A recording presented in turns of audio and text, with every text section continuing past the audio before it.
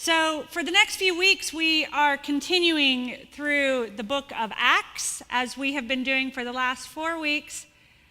But we're going to take a little bit of a twist for the next few Sundays. Back in January, I was at the Disciples Senior Ministers Conference in Washington, D.C. And I was standing with a few clergy colleagues at the Jefferson Memorial. And I was standing, who's been to the Jefferson Memorial? Anybody been to the Jefferson Memorial? Oh, lots of you. Great.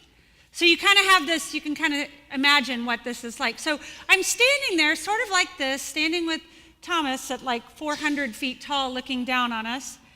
And I'm going through, and for those of you who haven't been there are 4 panels with 4 inscriptions from Thomas Jefferson on each panel. And as I was reading them, I realized that each of the quotes has God language in them.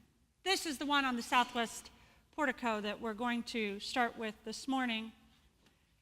And I'm standing there, and I looked at my clergy colleagues whom I was with, and I said, there's a sermon series in these 4 quotes.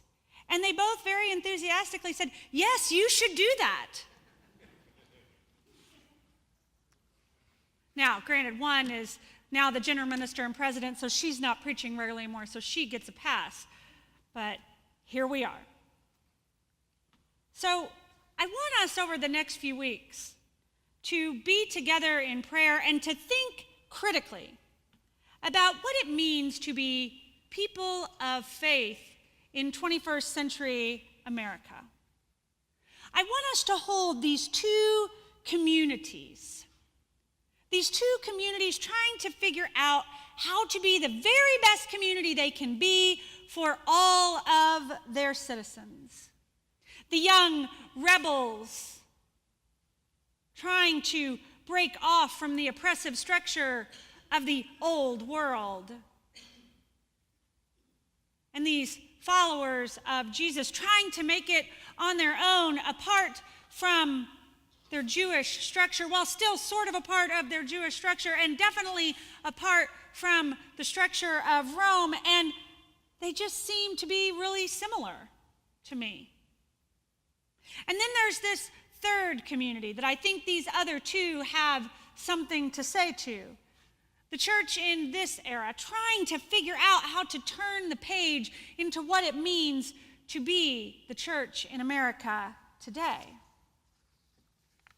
And so, well, really since before January, but really since January, I've been wondering about how our ancestors are reaching out through history to try to send us some wisdom as to how to be faithful to both God and country. I'm feeling challenged as to how we might help one another redefine for the culture being Christian in America. People who love first their God and walk in the ways of Jesus, and still say, yes, I love America, and I do my best to sing the national anthem, but there's really high notes in it, and it's really hard, and I want to support my brother who makes his career in the military and still be a pacifist, and all that gets mixed up. And I just thought maybe I wasn't the only one trying to sort that all out in my head. Maybe I am the only one trying to sort it out in my head, but the 8:30 folks told me I wasn't, so I kept the same sermon for y'all. And so today we start by looking at these words that are on the southwest portico of the Jefferson Monument, holding them up next to the scripture in Acts. These are the words from the Declaration of Independence. And it says, we hold these truths to be self-evident, that all men are created equal, that they are endowed by their Creator with certain inalienable rights. And you probably can say those. What are those rights? There you are. Good job. There were history teachers at 8:30 giving out gold stars. Now, here's the part that we tend not to know that's on there. It says, and for the support of this declaration with a firm reliance on the protection of divine providence. Here's the piece. We mutually pledge our lives, our fortunes, and our sacred honor. It's the very last line. We mutually pledge our lives, our fortunes, and our sacred honor. Is that a new line for anyone? Anybody ever know that line before? I'll be honest, it was new for me, that line.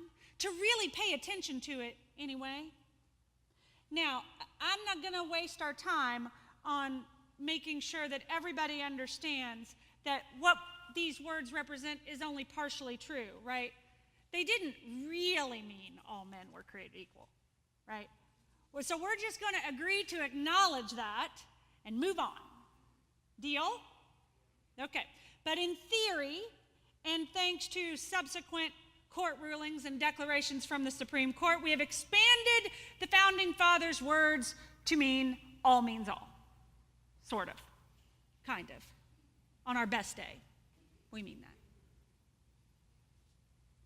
But this part about we mutually pledge our lives, our fortunes, and our sacred honor. When I read that, I immediately thought of this text from Acts that talks about how this community was of one heart and one soul, looking out for one another, considering everyone to be equal, mostly, sort of, kind of, on their best day, and that there was not a needy person among them.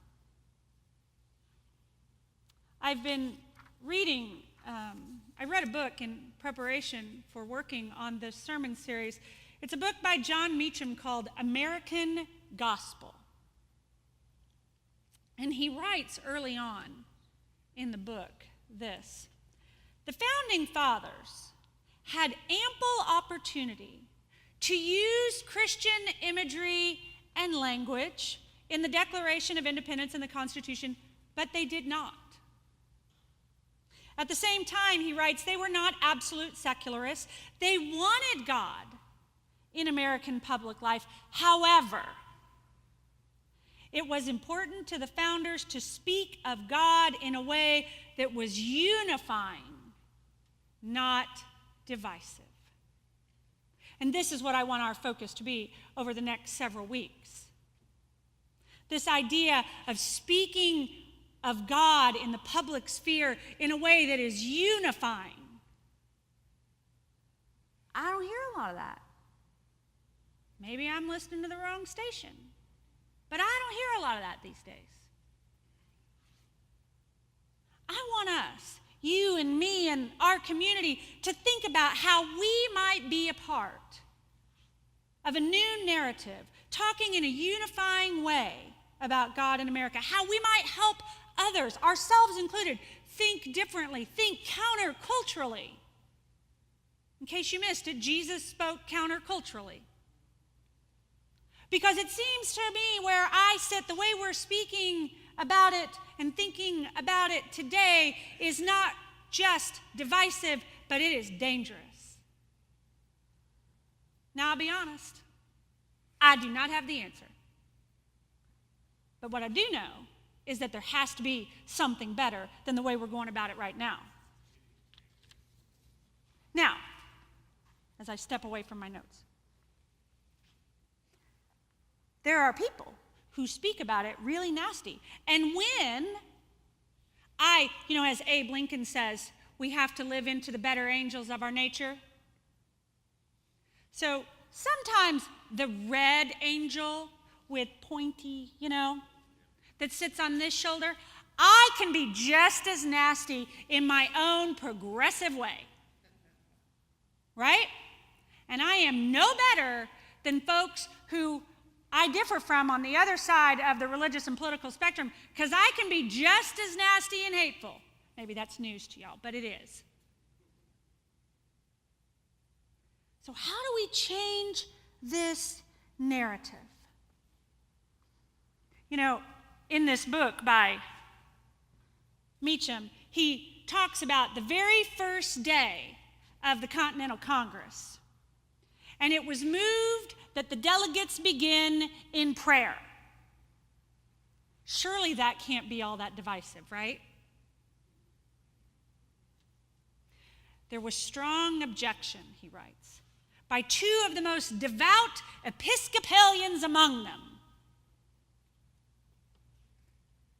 Now, John Adams wrote a letter to his wife Abigail about this first day. In case you don't know, Abigail's a preacher's kid.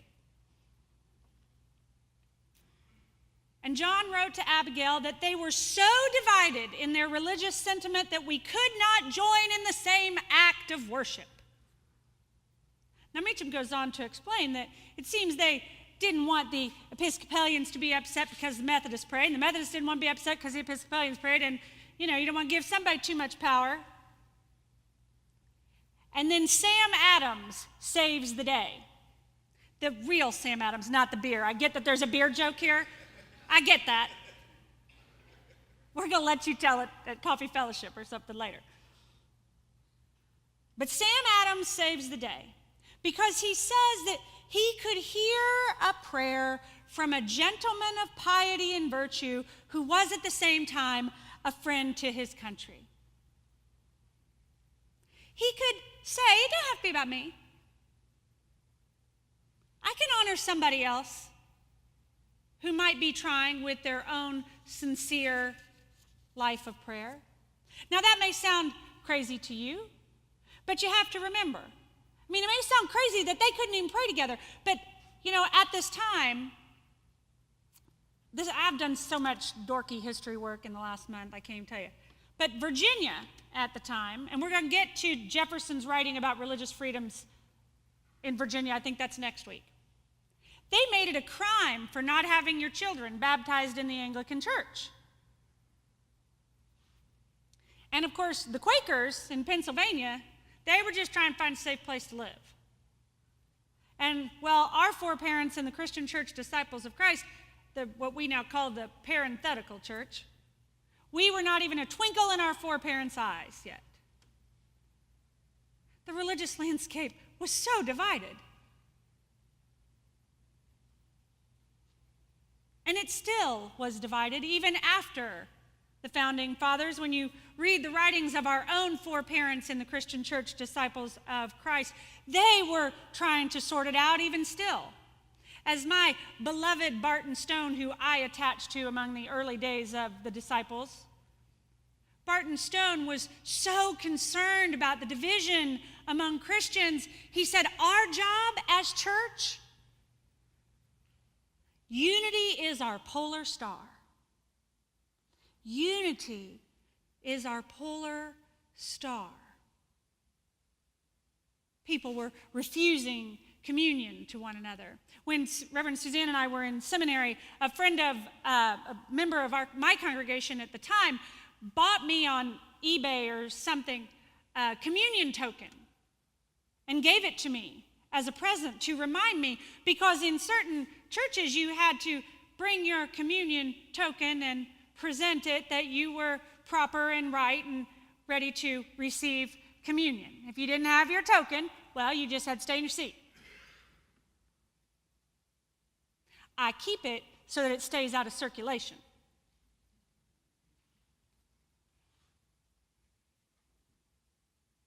That was 1801. And I wonder if we're any better. Time and again, our foreparents have tried to heal the wounds of division and separation. And sometimes we wonder, where in the world do we even start? We start where we are, right? We start where we are. That's all we can do. And, as Abe Lincoln says, try to summon up our better angel.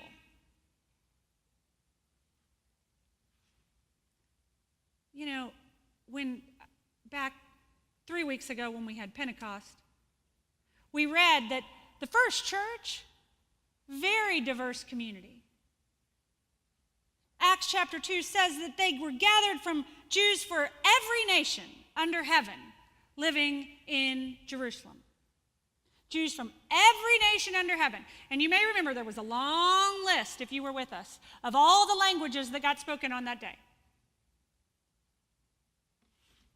And something allowed them, Holy Spirit maybe, one might say, to live in common unity together. Jefferson and the other forefathers.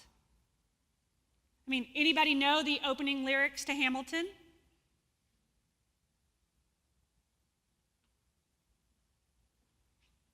Hamilton was an orphan, a son of a Scotsman, and a woman whose reputation is said to be unrespectable by men. I don't have Sierra Steitz here to wrap it for me like she did at 8:30.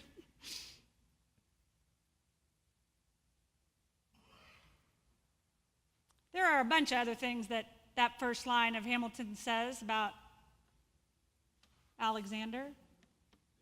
And yet, whether they meant it or not, both of our foreparents of each of the communities describe themselves being committed to mutually pledging their lives, their fortunes, and their sacred honors to ensuring equality. So what are we supposed to do with it? I don't know. I don't have answers for us today. I just want us to begin to think about what it might look like if we took this Acts text seriously, as Ryan and I have been challenging us to do every week that we've been in Acts. To take it seriously about the whole group being of one heart and soul, and all are equal and deserve life and liberty and pursuit of happiness. Now, somebody out there is thinking that this sounds like crazy, childish, Pollyanna, pie in the sky nonsense. Yep. But as I read the sacred texts of my faith and the sacred texts of my country, they challenge me to do and be and believe and to help make it better. So that's all I got. It is a willingness to say, maybe we can be one little place of changing the conversation. I figure I owe it to myself, to my kiddos, and to the foreparents that we ought to at least try. Y'all are probably wondering why all the staff is dressed alike today. We actually planned this, and we actually pulled it off.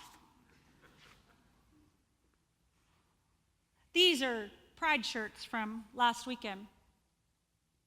But I love them because it has our city's emblem in this big heart. That the community was of one heart and soul. There's something to that. There's something to us being one little small microcosm in this little place with this little group to commit together to be of one heart and soul and pledge ourselves, our fortunes, and our sacred honor that it might be better and that we might be a part of making it so. Amen.